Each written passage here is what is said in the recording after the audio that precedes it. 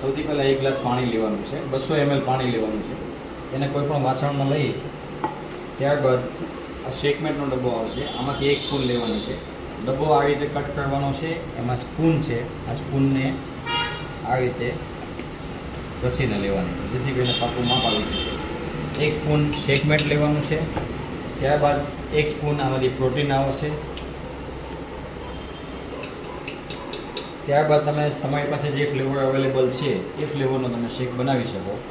આ ફ્લેવરમાંથી 3 સ્પૂન લેવાની છે. 1 2 and 3. ટોટલ 5 સ્પૂનનો શેક બનશે. એને તમે આ રીતે બ્લેન્ડરથી મિક્સ કરીને શેક બનાવી શકો.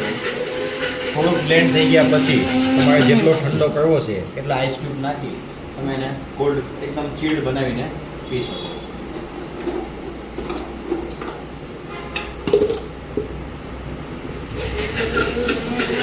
આ રીતે બ્લેન્ડ કરવાનું છે.